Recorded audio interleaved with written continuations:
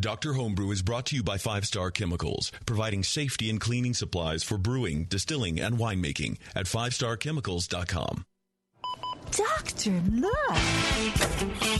Stand aside, nurse. I'm Dr. Homebrew. Stand clear.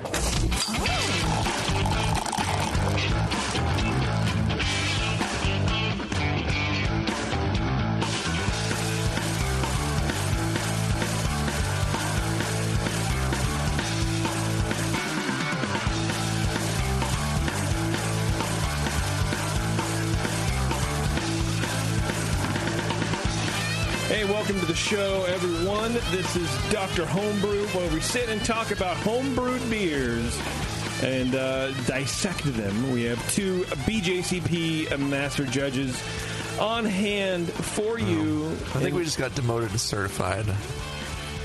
Because of the show? Well, last show. Sit and talk about beers. Yeah. I wouldn't sit and talk about beers if I were you either, dude. I would stand. They called us on our shit. It's over. The gig is up. That's too bad.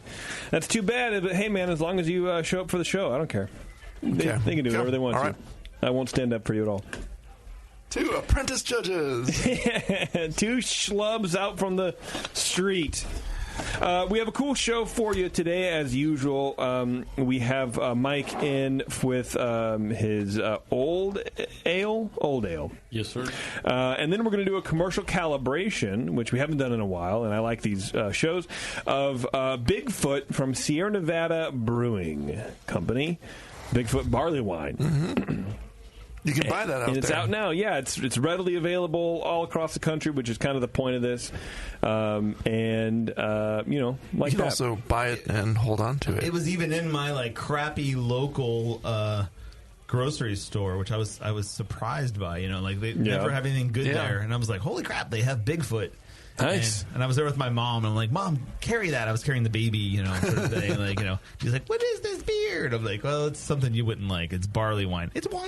Oh, here we go. But she doesn't drink during Lent. Otherwise, she would actually drink it, but it is during Lent right now. So she's out here, which it's less fun, but I gave up Lent for Lent. Yeah, I gave up meat for Lent, which I've been doing for the last 17 years straight, so whatever. Wow. No, I mean, I've just been doing it No, maybe, whatever. Who knows? 25 years straight, whatever. But it's not even for Lent. It's just for Do you life. give up meat for Lent I should all the start time? eating meat. I start eating meat for Lent instead. Give up vegetarianism for Lent. Are you a vegetarian? Are you going vegetarian? I've been a vegetarian since I was 18. No. So then why are you giving up meat for Lent? That seems like cheating. That was a joke, yeah. It was definitely cheating. Well, I didn't know the joke because I didn't know the background. I didn't know that you don't eat meat. Okay. Kyle didn't tell you that story, or Kevin didn't tell you that story. One of my other personalities didn't tell you the story. What's actually going on? I want to talk to Steve. Let me talk to Steve. Steve likes Chinese, so. Yeah, I went to Togo's the other day, and instead of getting a meaty sandwich, I ordered one of those salad wraps, the Oriental chicken salad wrap. Yeah. That doesn't have meat in it, right? I mean, it was pretty good. Chicken? I liked it. I could eat that if that's Oriental not meat. Chicken salad wrap? Crap. It's not vegetarian. No. It has vegetables in it, though. That's better than I usually do. The thought counts. Right. Yeah, you're working on it. Okay. Sorry. So anyway, we're going to be doing those 2 beers today, but before we do, we want to thank our show sponsor, 5 Star Chemicals. You go to 5starchemicals.com and learn about the best ways to clean and sanitize your beer. If you guys aren't cleaning and sanitizing your beer, don't even bother drinking it. It's going to be terrible. How do you sanitize your beer? You clean your beer. In your beer process. What kind of beer I need sanitizing here? Sanitize that for me, JP. All right. You pasteurize it. Duh. Okay. I don't know. Yes, thank you, Brian. I'm not paying attention. The cleaning and sanitizing your home brewing equipment, of course. Everything is beer to me today. So thank you to 5 Star for doing that, for sponsoring us. We love it. We like them. Did you, JP, you had some of this beer? No, what is it? It's a Cellar Maker. Don't want it. It's not a double IPA. Simcoe. That's simple. Mo Simcoe. It just came out yesterday in cans. Let me see that can, please.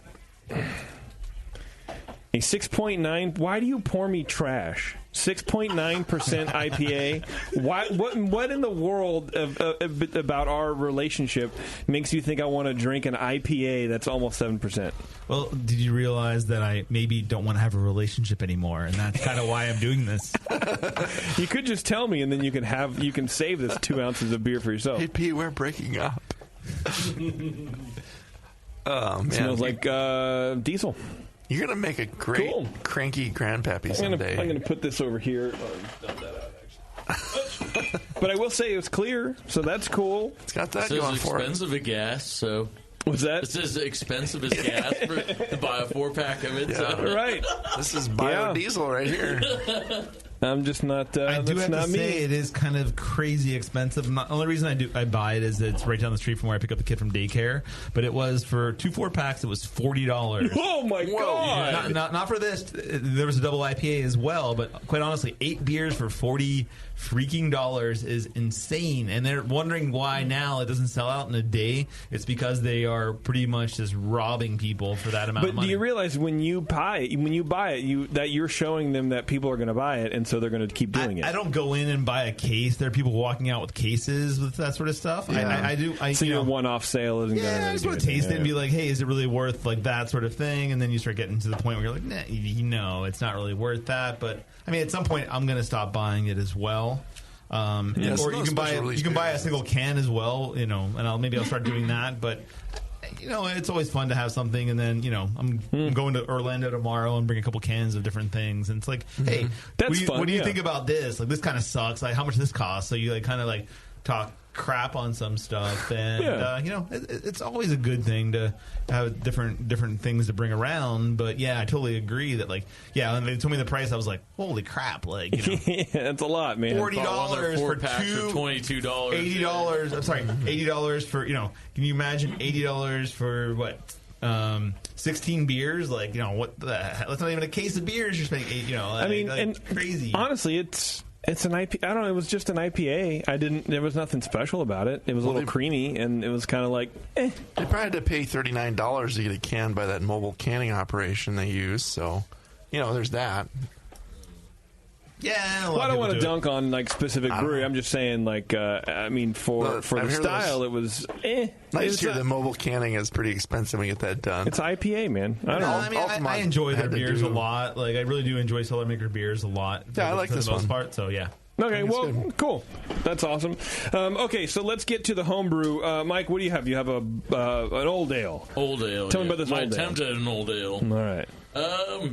Not much about it. It's my first attempt at an old ale, so I'd done a Barleywine before, so they tend to be kind of lumped together, similar styles. So I usually tend to do session beers, so this is my attempt at one of those big boy, big swinging beers that I'm not used to trying to do. And why is that? Just because you wanted to try it? It's something fun to do? I just want to kind of one of my things since I've been brewing about 5.5 years now is just try to get at least a recipe for every style out there. Just give them a try. And see what I can come up with. Session beers tend to be what I'm better at, but I'm not gonna hold myself back and try to get some of those bigger ones. And they're nice for competition. You make one and then kind of set to the side, let it age for a while, and you kind of bulk up the amount of entries you have in a homebrew competition. So that's always nice. Yeah, for sure.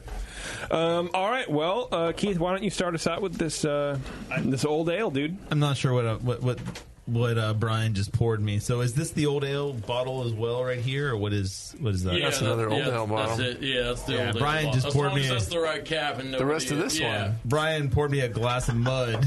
So hey, usually I get that pour. So pour gently. I might have fucked up. Can I have a little glass over there, sure, JP? Dude. A dainty. Oh man. Thank you. God, he didn't even want to use the same glass. I have displeased the Keith Kyle. Steve. Yeah, well. It's not horrible. Let us be the judge of that. Oh, yeah, of course. Sorry, do your job. Okay. So, aroma-wise, you got a malt sweetness with hints of caramelized bananas. Some green apple esters, no hops. Just, big caramel again on top of the banana. So you get caramelized bananas, and then on caramel again. The other esters I'm getting, I get a little pear, a little bit of heat, but not getting much oxidation. So old ale, I get the sherry notes. I'm not getting a lot of that. No hops. Otherwise, fairly clean. There are a lot of things going on in front of me. Don't worry about it. Keep going. Pretty insane. Keep going. Appearance, a little bit of haziness. This one pours a lot differently than the last one, which is kind of interesting. The last one had a giant head on it, like to the point where it was looking like it was a little bit maybe infected, or just it was growing as it went. This one looks a little bit more subdued, but a little off-white in terms of color. Slight haziness, orangey in color, but yeah. Were these bottle conditioned, Mike? No, I did the Blickman beer gun on them off the keg, so they could be iffy on that. Who knows? How long ago did you? This one I did in somewhere between July and August of 2016, so it's got a bit of age on it. Gotcha. Oh yeah, for sure.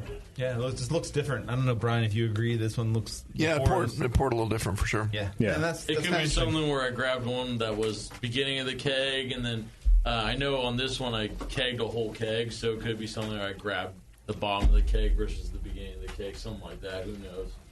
On that. Fair enough. Okay, flavor-wise, again, sweet malt, getting some metallic character as well, kind of a little bit coin, like penny coin sort of flavor, blood sort of like flavor, not over the top, just a touch there. Alcohol is there, but it's kind of a medium alcohol flavor. Bitterness is medium low. Balance is toward malt, but only slightly so. That it's not like overly sweet. Like a lot of times in an old ale, you'd expect to see a fairly sweet sort of character. I'm not really getting that. Lots of esters here. Get in flavor as well. Get more apple, but I do still get that slight banana flavor with it too. Overall, though, fairly clean. No diacetyl, no acetaldehyde, just the esters popping out there somewhat. No hop flavor. No, and I mentioned before, no hop aroma. But bitterness has a balancing effect. But it's kind of interesting that. The bitterness is there, but I think some of that is metallic, sort of, and not necessarily just really sort of the bitterness sort of thing. Interesting. A touch of acidity in flavor as well. Mouthfeel fairly warming, but not really too hot. I think that's good balance there. Not really jumping out in terms of like being really overly alcoholic. Medium low body seems definitely in the last one. This one is a little less carbonated, but the body seems low for an old ale, and the carbonation seemed a little over the top. This one, like I said, it's still pretty fairly high carbonation, but it's not as over the top as the last one. And maybe the carbonation was driving the harshness a little bit too. Maybe the metallic sort of character was driven by the harshness, and with that, it gets some astringency. The fruitiness, the banana and apple seems almost Belgian-like. Yeah, I can see that. I could see this being like a quad or something like that, like a well-aged quad, more than necessarily an old ale. But maybe not the alcohol of a quad, but a little bit of that apple and Belgian like banana sort of thing going on. But it's also very dry, and the last one, like I said, was very carbonated. So it fit more into that sort of style than where it is right now. Maybe a little more bitter than it needs to be for that. And the metallic character, I think, is off-putting. Don't have a lot of suggestions there. Maybe look at your water profile, make sure everything's cool there. Maybe age it more. In terms of kind of making it blend a little more, but I'd look at fermentation more than anything else. You get that apple and banana really really high up there in the flavor. That seems a little out of style for the old ale. Maybe think about adding some other specialty malts to get a little more crystal, a little more. We were talking about last show we had. Using 120 to give some of the interesting, raisiny sort of character. A little bit of that wouldn't hurt this beer either. Yeah. So I'd look at your yeast strain, look at your pitching procedures, try to avoid. And it's not like I'm talking to Brian. Like I'm not sure how much banana is really there, but it's there, but it's subtle. But it's not something you necessarily want. And then I guess the other thing is just like it's an old ale, so it doesn't have to be 1 year old. 3-4 years old. In competitions, those beers work better. More oxidation. Not in a bad way, but older beers tend to work better. I've won competitions before where I had a strong Scotch that's like 5 years old. Wow! And it's just been a good beer, and it won Best of Show being 5 years old just because it's oxidized and gracefully and handled in a good way, where that sort of thing. So it is tough to make an old ale just as an old ale. Like it's a weird sort of thing to do. Aging a beer. So, let it sit around for a while, see what happens, let it mature, and maybe it'll improve on that way as well. But yeah, for me, it's kind of like it somewhere falls in between an English style and a Belgian style right now, which is a little strange. Mm-hmm. Do you think that metallic thing will drop out, or do you think that's kind of there to stay? I think it's kind of there to stay. I mean, it's kind of hard. It makes the beer kind of drier. Mm-hmm. I would like to see a little more sweetness in a beer like this, like an older beer, and the metallic sort of character makes it seem a little bit drier and harder to drink, like minerally hardness that I don't really necessarily like, and I think that is going to probably be there to stay. So I do wonder if it is more, less than metallic and more just a mineral water sort of thing going on. Okay. Brian, go for it, dude. I could see that. I'm just going to go ahead and disagree with Keith a little bit, but my twist on the beer. Okay, so pleasant sweet malt presentation in the nose. It's caramelly and rich with hints of a little bit of kind of toffee like. Hops are low with to me it had almost like a faint citrusy kind of character. I don't know where in the nose when I first smelled it, it had this kind of American hop character to it for some reason. But it didn't seem like it had faded that much. It maybe and I thought maybe a younger old ale because it didn't have any of that real sherry-like strong kind of real aged character to it. But it's clean. There's no DMS or diacetyl. I'm trying to dig for that banana, and I think I get a little bit of what Keith's talking about there, but it's pretty subtle. Appearance-wise, there's definitely some slight haze to it. The first one poured a very high mousse-like head, kind of a cream-colored head, just super fine bubbles throughout with very good retention. The second pour, again, there's some little bottle variation going on. This one's, it poured a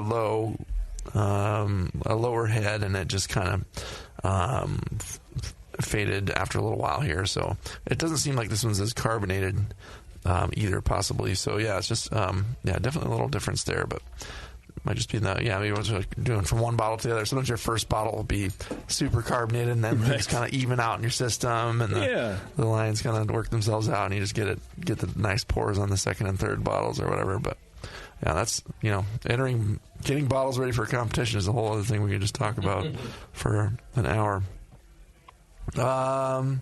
So it had pretty good retention, but it should be clearer, I would say, especially for an aged beer. But there can be some permanent kind of haze that could stick in. It doesn't have to be crystal clear either.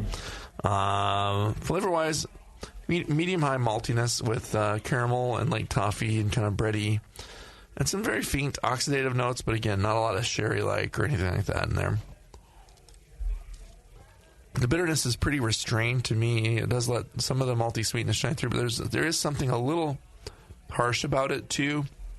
And I would lean towards maybe more of like the minerally water profile, not necessarily a metal to me, but I'm not getting a real thick, bloody coin-like.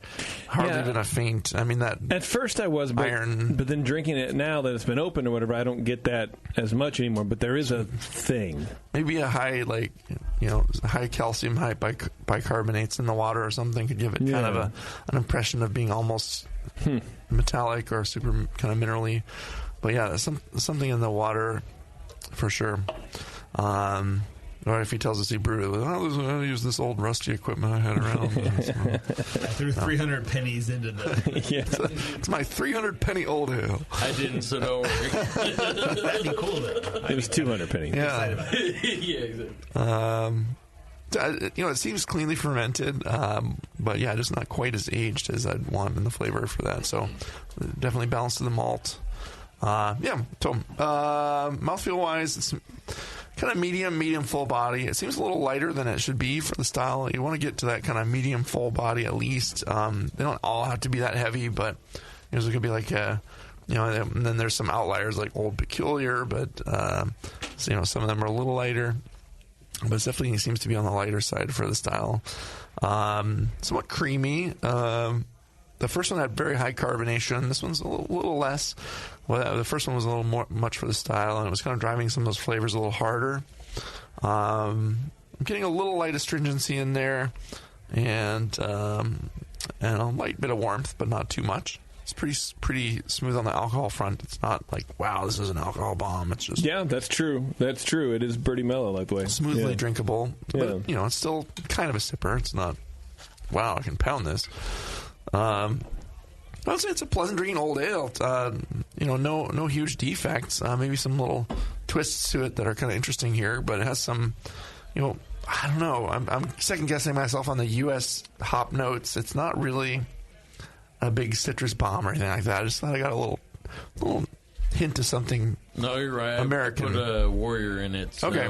that's probably where you're getting it from. Yeah, it wasn't like Cascade, but it was like kind of something a little, gnarly American hop there, kind of sticking out, whereas the English would give you a little smoother hop character, a little more appropriate. And so definitely, change that out.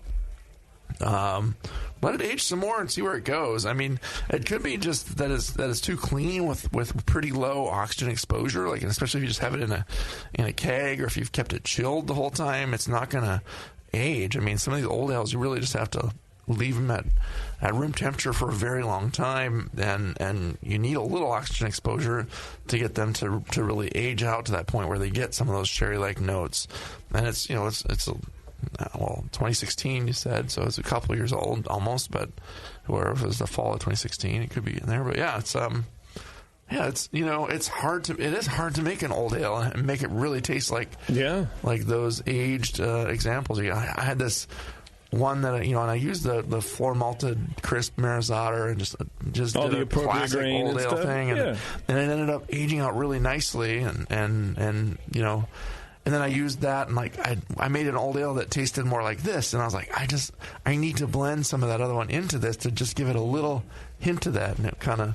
I think that's great. That's a great thing too. We always talk about that. Like, maybe we don't always talk about it, but I always think that we should talk about, like, blending is allowed, and breweries do it all the time, and like finding a beer that kind of fits that sort of character is important. And I think in this beer, like, it doesn't have enough of that aged character, and like we'll talk about here in a minute. Like, what are you doing, like, to age this beer, and where is it going, and all that sort of stuff. And that's important. Like. But I found it to be a pleasant drinking beer, and it wasn't too Belgian-y tasting to me, so I would argue with that a little bit. It has some characteristics that, but it doesn't have any, like, there's no pepperiness or anything really that would be like it's a not Belgian glaring. Yeast character. Okay. All right. Maybe a little Belgian malt fruitiness, but some of the English malts can be a little fruity too. So, and some of the esters you get from their yeast. But I gave it a 33. I thought it was a very drinkable, a very a good example of the old ale. Just needs a little either fine tuning or just more aging. Sure. Did I even give my score? I'm not sure I actually said it. But go ahead. No, I'll do it right now. It was a 29, and I think the one thing that's probably gonna like hold you up from like aging this is it feels a little bit dry, and even if you age it, it's not gonna have that more sweetness. dry and leathery. Yeah, Or you can just make it into like a throw some Brett in there and make it a Brett Old Ale or something. That might be fun. No, that's fun. Yeah, let it get drier and leatherier and gnarlier. Wow. Sure. Well, let's get your recipe, Mike, and let's tell the people what we're working with here. So I was doing a 10-gallon batch. I'll do percents again for the malt. So I got 83.3% Golden Promise, 3.3% brown malt, 3.3% candy syrup D180, 6.7% melanoidin malt, and then 3.3% molasses. Okay. How's that sound? There's quite a bit of sugars in there. Yeah. That's probably what's lending to the dryness. Yeah, so I was thinking the same thing. It's Too another much? one of those things I didn't watch the mash pH either, so obviously it's another one where the dark beer just kind of get a little lackadaisical on it, so I think that's another kind of leak in the process in that one. But what was the mash temperature? Did you try to keep it higher? I was mashing at 152, so that might be why it's a little bit drier. That might help a bit. You can go up a little bit to leave a little more sweetness, especially with a beer you want to age. So, and then the hops was an ounce of Steering Goldings at 60 minutes, and then an ounce and a half of Warrior at 60 minutes. I did the Warrior, I think, from what I remember, was just like to do a big hop like that to age for a long time. Right. So it'd stick around for a while, and I figured that might help it in the aging process. Kind of just did an experiment with that. So. Yeah, the bitterness will fade fast, so yeah. Yeah, I don't know. I mean, like how much American character you're really getting from a 60-minute edition, especially as you age it for a year. It's gonna be kind of subdued somewhat at that point in time. But you're right. There's always gonna be a hint of something there, and that's why I always like using Magnum. Like it's kind of like let's use something really generic and clean and whatever. And why waste your Steering Goldings as bittering anyway in the first place? But just give me something that's like, hey, just boring, and like I'll just buy a bunch of Magnum and then use that for bittering my entire year of brewing. Then and then buy some more again, sort of thing. And I don't know, it just works out well, and it's easy, and you don't have to think too much about it. But that's just my philosophy. But you can obviously do different things and get different flavors out of using hops and for bittering. Like I'm sure Pilsner Urquell is all Czech Saaz all the way through, and I'm sure they get flavor from their bittering hops as well. And I've heard that they don't even add anything after 30 minutes, and you still get a great character overall, like the spiciness from that beer. So but whatever. But so it's it's a interesting thing. Yeah, like what do it does carry through. Like totally right, Brian, and you can pick that up. So I did not. So. Do you guys have a specific yeast? So I used London ESB, which is the Y yeast 1968 for this, which I think that might have helped with the dryness a bit. But what was the OG? I'm not too sure. The OG was 1078. Mm-hmm. Wow, that's pretty impressive. I mean, I had it about 7.5% is about where it was at. Mm-hmm. Yeah, it's on the lighter side for sure. So it's probably 7.5 to 8. Not quite. They don't all have to be 9. 8.5, 9. A little bit on the lighter. You're really pushing that yeast pretty hard. I mean, 1968 is a yeast that's pretty not that attenuative in general, and getting this dryness is impressive in that sense as well. Like there are a lot of other yeasts you could use to make a drier old ale or whatever, and 1968 is known for diacetyl production. It wants to drop right out and leave that. Yeah. So it's nice that it doesn't have any diacetyl in it. It's a flocculent strain. Right on. I'm glad I did that then. Cool. Any other fermentation temperatures or anything like that? Like the banana sort of thing that I was talking about? Is there anything behind that? Or we got cool ale temperatures or kind of warmer? I'm not sure. I probably did. I was probably in the 68 degree, 69 degree probably at that time. I've dropped down my temperature since, like on my IPAs and stuff. I've been doing more 66, like dropping it. So there's a chance that it was up higher in the. I have one of those temp control conical fermenters for more beer, so there's a good chance I was probably high in the fermentation for sure on that. And sometimes I find that it's not even necessarily high. Sometimes it's low as well. Just stressing out the yeast gives off more flavor too. But the banana thing, and it just could be me picking up the caramelized banana. Could not even necessarily even be the banana sort of thing. But I don't know. I don't normally pick up aromas like that unless they're there. Although this has been there's definitely some esters in there, some odd esters for sure, and a hint of banana, I would say, but not over the top. No. Yeah. Well, you going to try this again, Mike? You think? Oh, hell yeah. This is my first attempt at an old ale, so all right. It's been sitting for a good over a year at room temperature, so in bottles too, so I don't know if that's had effect, so it's just something to experiment with. Try differently next time. Awesome. The bottles are dusty. Exactly. Yeah. Most of mine have a little dust on them. I like that. Old ale should be like that. That's nice. Yeah. Pour it out of that All right. Well, good luck on your next round, man, and thanks for bringing that in. Yeah, thanks for having me, you guys. All right, we're going to take a quick break, and we're going to come back with our commercial calibration of Sierra Nevada Bigfoot Ale right after this. Hello, fellow BNers. This is Sully from the 21st Amendment Brewery located in San Francisco, just 2 blocks from Giants Park. Before Nico and I opened the 21A and before I was a professional brewer, I homebrewed on my small 4-burner apartment stove in a back house in Santa Monica, California, making my extract brews before graduating to the daunting idea of all-grain brewing. Homebrew books and information was hard to come by back then. The internet hadn't been invented yet, along with other things we take for granted today, like electricity and potable water.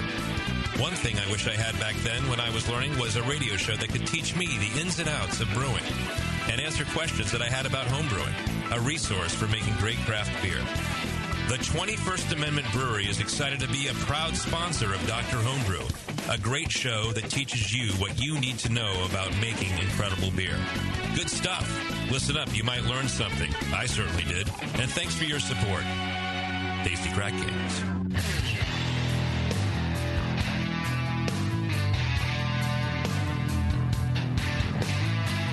Now, back to the examination.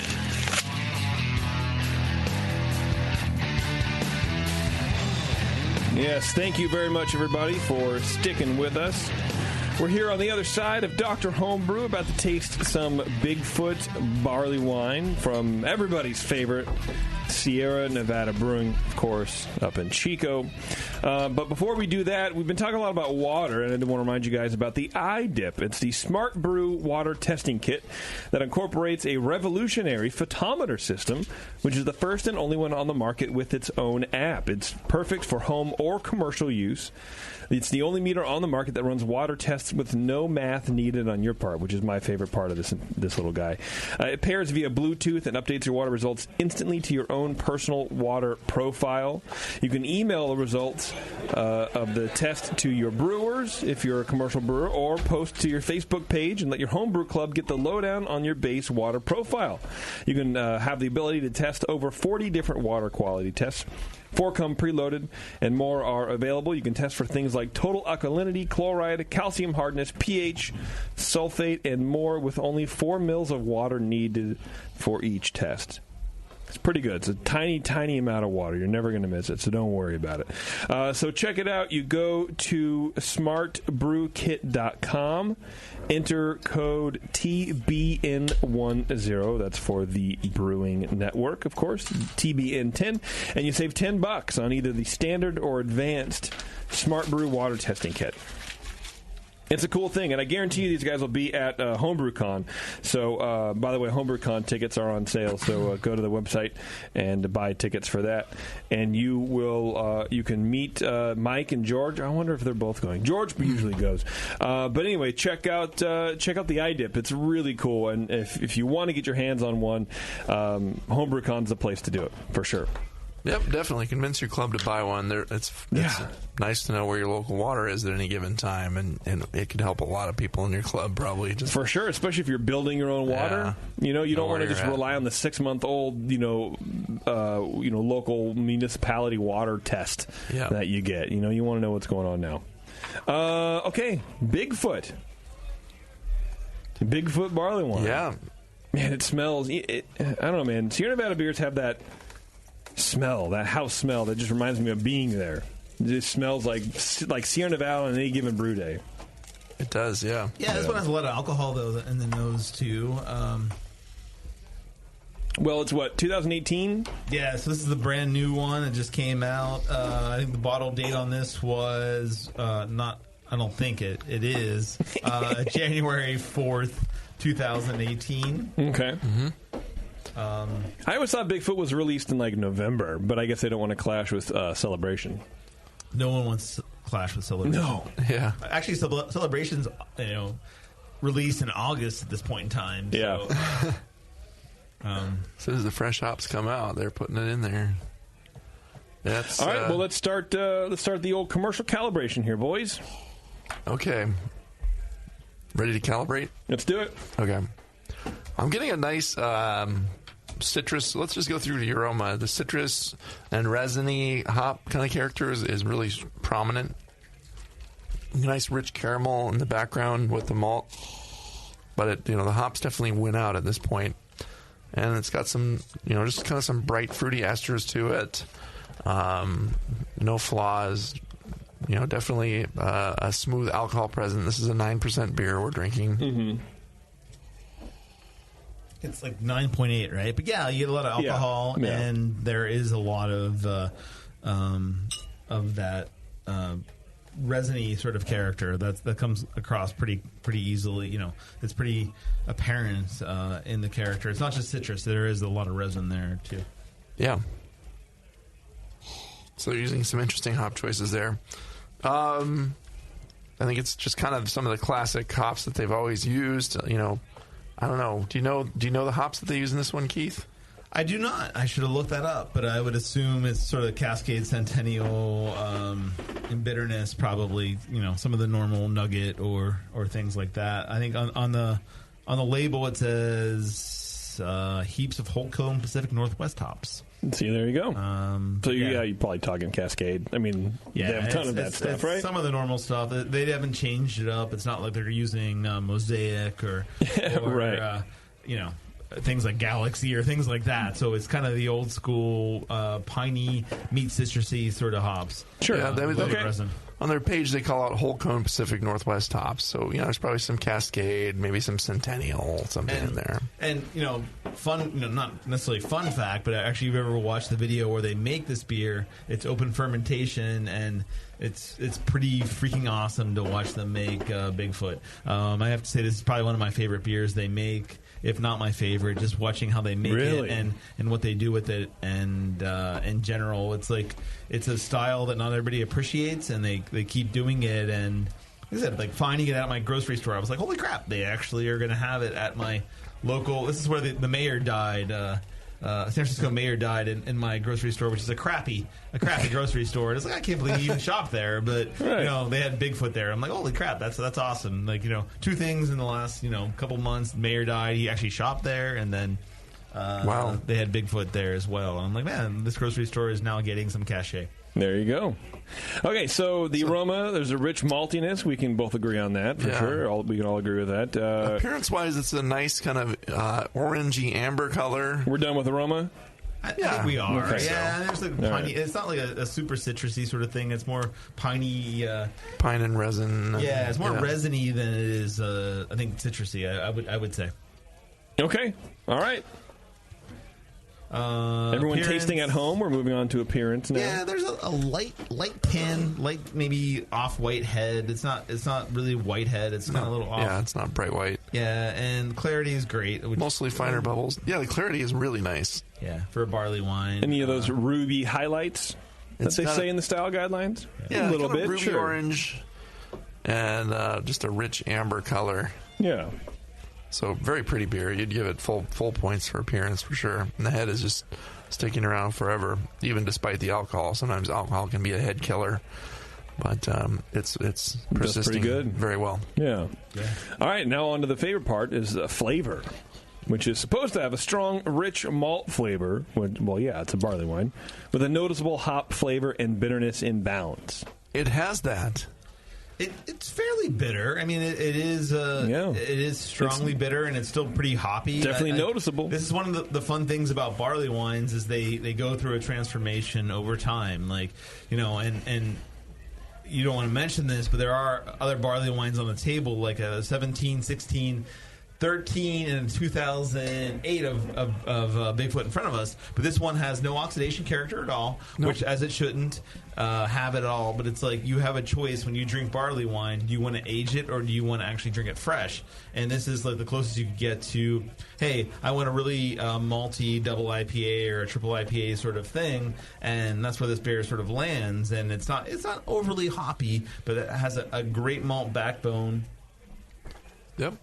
And the bitterness is firm, but it's not like just way over the top. Yeah. It's built to be aged, but some of them are a lot more bitter than this. Yeah, I remember Rogue's barley wine was always a lot harsher in terms brutal, of bitterness. biting quality. Yeah, this isn't. I honestly would think some of the beers we had tonight were more bitter forward than this beer was. Well, so how does that compare to what the style guidelines say? Because that's our focus right now. You're right. It can range from moderately strong to aggressive. So, this is strong. Yeah, it's not insanely aggressive, but it's a good hopping amount. I'd say it balances nicely with the malt that's in there, and I'd say it's designed so that you can drink it now and enjoy it without having to age it. And it's up to your preference. You like it aged, you like it fresh. You have to taste it both ways and make up your mind, or you can like both for what they are. And I think this beer actually, if it were aged for a period of time, would actually fall outside of the American guidelines, of barley wine, because it is right now. I think it's kind of on the medium low side of bitterness, and I could see it easily as it ages. Like, is it going to still fall into that category or not? Is it American barley wine? That's a good point. Yeah, and I think maybe they used to bitter it more, and now they're dialing that back a little bit. Or maybe I'm just crazy, but it seems like it's kind of medium. Well, this has been out for a couple months too. I mean, you could see some. You're right. Some IBU fading already. It is already March. I've tasted it. 2 months. Yeah, when it was fresher and it was a little more biting, a little more bitter. So yeah. It's changing right before our eyes here. Any of those fruity esters? Low to moderate fruity esters? Yeah, it's definitely got some fruity. A little bit. It's an ale. It's not a lager, barley lager. What is that? I'm sorry, I gave you a 2017. Oh, okay. Let's focus on this beer, guys. We got it, man. Bready caramel malt flavors, yeah, for sure. Yeah, but it's still hop focused. I think that's kind of the thing about like drinking a fresh Bigfoot is it is still a more of a there is some of that character, but it is more of a hop and there's some caramel there and there's a little bit of the breadiness there, but it is still a hop focused beer. Yes, absolutely, and that's to style. That is not just the Sierra Nevada's take on it, right? Mm-hmm. That's what American barley wine should be. It should be not focused on hop, but it should have more hop character than. Well, yeah, it has to start with a lot of hops to be able to age out and still have anything left. So yeah, definitely. And it's what was I going to say? It's a little bit of maybe 9%. They can go down to 8, but they can go up to 11. Some people like to make a really big beefy one, and some people there's a lot of variation in the styles. What I can say, you can go a little darker with it, you can go a little lighter with it, and it's still a barley wine. Just has to be strong and kind of hoppy and bitter to start and age out to this.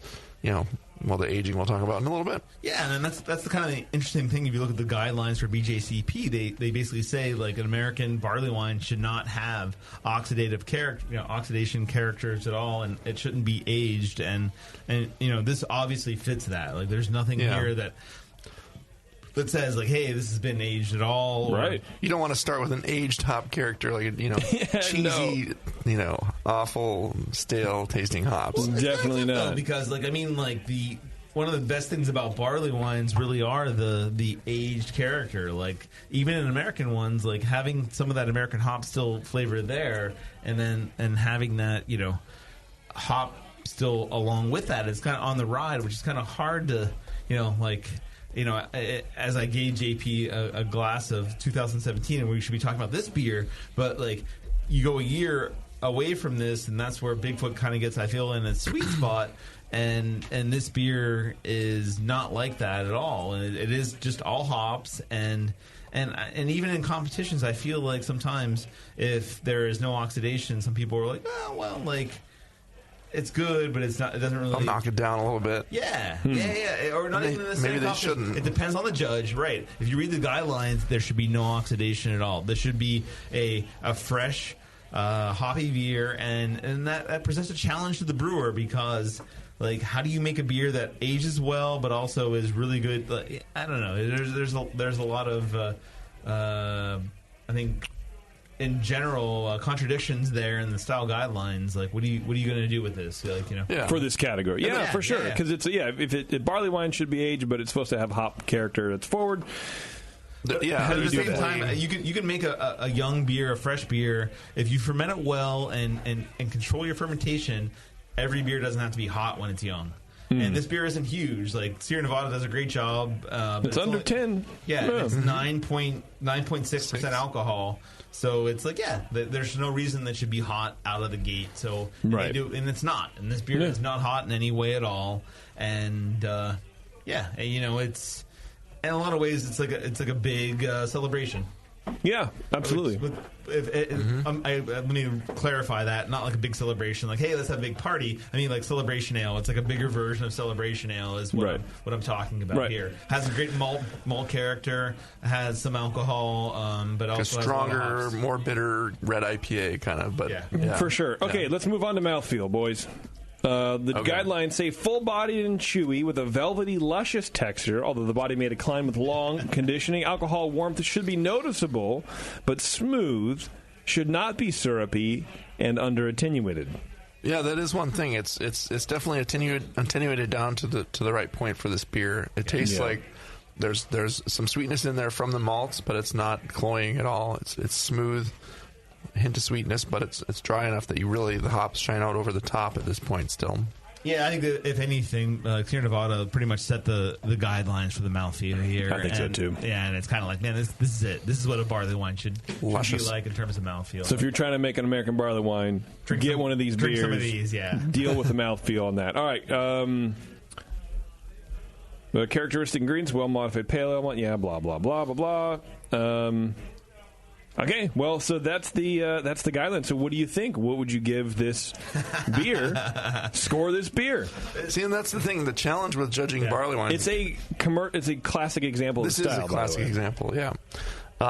You can get an example that tastes, just like this in a competition, and if your judge is like one of those judges that's like, well, I prefer my barley wines to be aged and smoothed out and have sherry-like oxidative notes, and then, but, they should be able to judge it both ways, and an experienced judge will taste a brand new fresh barley wine and say that's a damn good barley wine. Yeah, this is. Well, if you run into that in the competition, can't you just tell them, but this is American barley wine?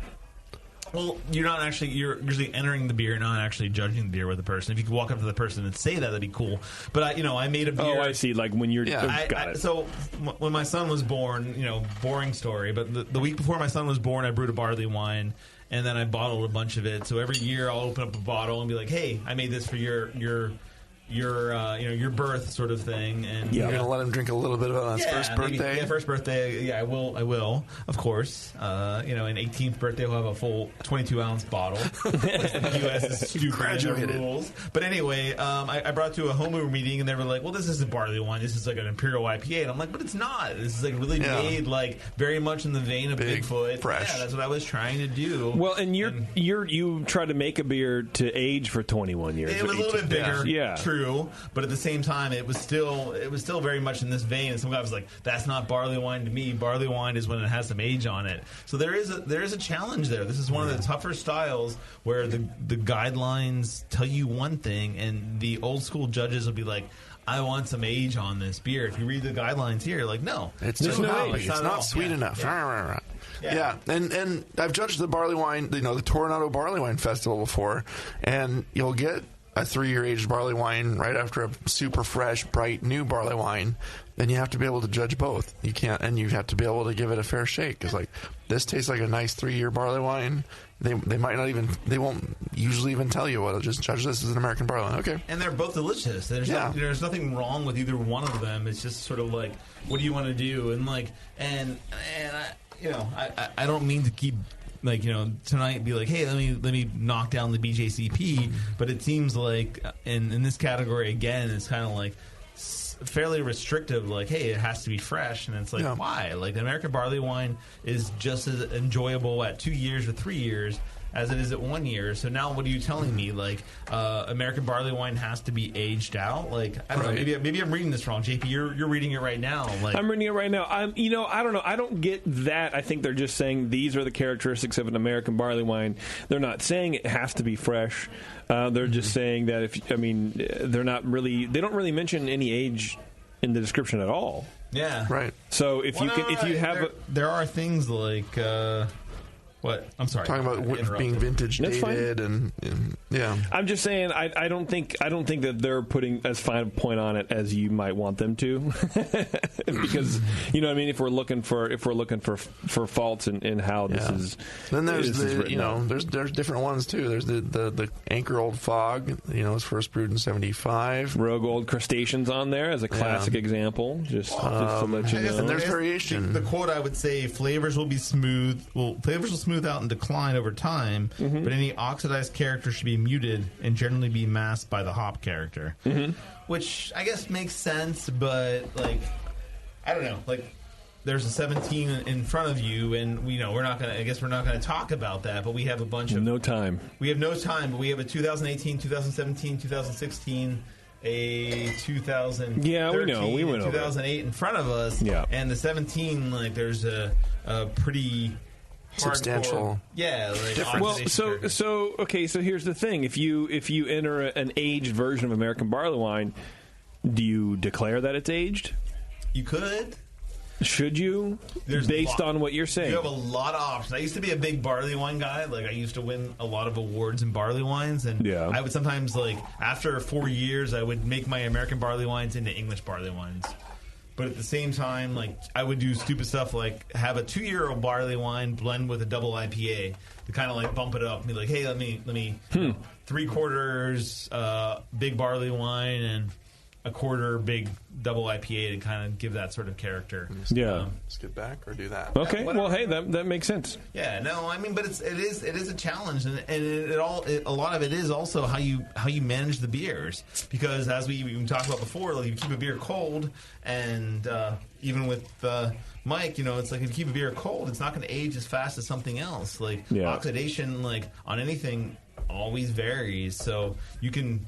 But I think with a barley wine, most people are like, I gotta drive. I don't want to. Yeah, like, holy bullshit. shit! Like, but look at that! Look at the beer, like JP, like the beer he just poured you. The color wise, how much darker it is. That just tells you it's oxidation there. Like, look at the tanness of that head. For sure, like, it's a little darker. Between the 1 and the 2 years, a pretty big change. Yeah. And this sat in my fridge for like a freaking year or something. I don't know. Nice. It's kind of weird. So you want to give it a score?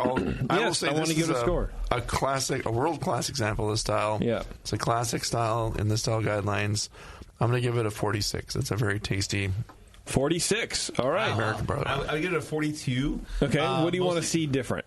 I would want to see more malt expression, but that's kind of like tasting the other beers, like the other older ones. It's like, well, those are really obvious that you have that malt, like the deep character of the malt, and like just tasting this, I'd be like, well, you did a great job with the hops, and it's really clean. Yeah. But I would like to see a little more malt expression. But part of that is just age, and that's tough. Like that's the tough part about judging American barley wines. I think this show is even more for.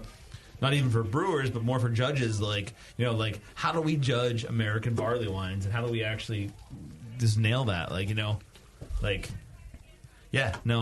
this is classic. Like, and I think that actually left that one out of the fridge. Now that I think about it, but yeah, and they can even get darker, and even more the murkiness kind of comes up in the older ones, and it changes a lot over the years. So, do yourself a favor, buy a case of barley wine this year. And next year, do the same thing. Yeah. And then just start tasting the differences over the years. Put some somewhere else. Put some just buy a 6-pack, man. No one needs to drink that much barley wine. Let's be honest. In 1999, I bought 10 cases of barley wine, and I put them all over the place, and I was crazy about it. And Jesus. And then I stopped drinking barley wine after that. Probably a good idea. All right. Well, thanks a lot, everybody, for listening to the commercial calibration portion of the episode for Bigfoot Barley Wine. We're going to take a quick break, and we're going to come back, and then we're going to get out of here. Okay. Hang on. We'll be right back. know the three most important rules in brewing: sanitation, sanitation, and sanitation. And no one does it better than 5-Star Chemicals. 5-Star knows sanitation. You can only sanitize clean equipment. And 5-Star knows how to clean, too. For craft brewers and home brewers, 5-Star has what you need to keep your fermenters, serving tanks, kegs, and draft lines sparkling and free of any beer-spoiling bacteria. PBW, caustic, acid cleaners, Star San, SaniClean, lubricants and defoamers, pH stabilizers, and more. 5-Star Chemicals has cleaning supplies, safety supplies, heat exchangers, pumps, hoses, and valves. And 5-Star is proud to offer eco-friendly products that exceed customer expectations. If you have a cleaning problem, you need the 5-Star solution. Visit 5starchemicals.com or call 800-782-7019. 800-782-7019 and get the 5-Star treatment today. Are you a member of the White Labs Customer Club? If not, you should be. It's the easiest way to earn free stuff for turning in your old homebrew labels from either Vials or Pure Pitch. All you have to do is save your labels and redeem them for things like free yeast, an exclusive White Labs t-shirt or sweatshirt, and even the opportunity to brew with the yeast man himself, Chris White. Signing up is easy. Just go to whitelabs.com/customer club, fill out the registration form, and then mail in your labels. They will return the favor by sending you awesome White Labs swag. Go sign up today at whitelabs.com/customer club. White Labs, pure yeast and fermentation since 1995. I'm sorry to tell you this, but we're going to have to pour you out. Back to Dr. Homebrew.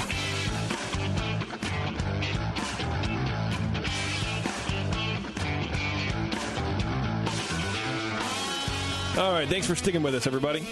Before we get out of here, we do have a $40 gift certificate to grogtag.com to give away. It's the GrogTag $40 At Least Your Beer Will Look Good gift certificate. And that, of course, is going to Mike again, although I might just tell him no.